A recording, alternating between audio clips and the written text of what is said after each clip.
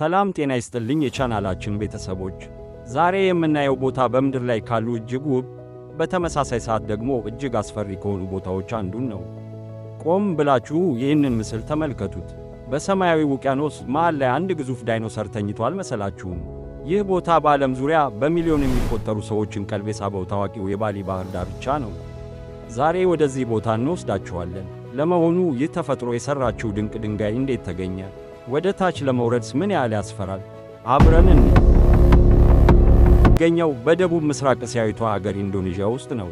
ኢንዶኔዥያ በሺዎች በሚቆጠሩ ደሴቶች የምትታወቅ አገር ስትሆን ከነዚህ መካከል ደግሞ ባሊ ዋነኛዋ የቱሪስት መዳረሻ ናት።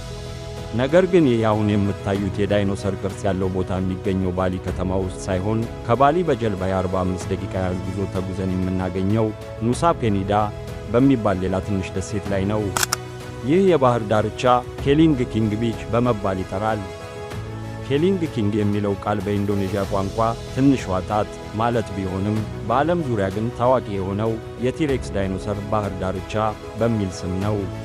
ድንጋዩ ከተሰራበት የተፈጥሮ አቀማመጥ የተነሳ ከላይ ሆነው ለሚመለከቱት ሰዎች የአፉን የከፈተ ግዙፍ ዳይኖሰር ይመስላል። ማዕበሉ መጥቶ ድንጋዩን ሲመታው ደግሞ ዳይኖሰሩ በባህሩ ላይ እየተዋኘ ያለ ስሜት ይሰጣል። ይህ የተፈጥሮ ክስተት በሶሻል ሚዲያ ላይ ኢንስታግራም እና ቲክቶክ ከመጡ በኋላ ቦታውን በአጭር ጊዜ ውስጥ በዓለም ላይ ካሉ በጣም ተፈላጊ ቦታዎች አንዱ እንዲሆን አድርጎታል። ነገር ግን እዚህ ቦታ ላይ መጥቶ ፎቶ መነሳት ብቻውን በቂ አይደለም። እውነተኛው ፈተና የሚጀምረው ወደ ታችኛው ነጭ አሸዋማ ባህር ዳርቻ ለመውረድ ሲሞከር ነው። ወደ ታች ለመውረድ የሚወስደው መንገድ እጅግ በጣም ቁልቁል፣ ጠባብና ከዓለቶች የተሠራ ነው። የተሰሩት የደህንነት አጥሮች እንኳ ከቀርከሃና ከገመድ የተሰሩ በመሆናቸው ፍርሃትን ይጨምራሉ። ሙሉ ጉዞውን ወርዶ ለመጨረስ የ40 ደቂቃ ያህል ከባድ የእግር ጉዞ ይጠይቃል። ብዙ ቱሪስቶች አጋማሽ መንገድ ላይ ሲደርሱ በፍርሃትና በድካም ምክንያት ተስፋ ቆርጠው ይመለሳሉ። ይሁንና ሁሉንም ፈተና አልፈው ታችኛው የባህር ዳርቻ ላይ ለሚደርሱ ሰዎች የሚጠብቃቸው ውበት ወደር የለውም። ንጹሕ ነጭ አሸዋና ሰማያዊው ባህር የደከሙትን ሁሉ ያስረሳል። እሺ የቻናላችን ቤተሰቦች፣ እናንተስ ይህንን አደገኛ ደረጃ ወርዳችሁ እዚህ ውብ ባህር ዳርቻ ለመድረስ ትደፍራላችሁ ወይስ ከላይ ፎቶ ተነስታችሁ መመለስን ትመርጣላችሁ?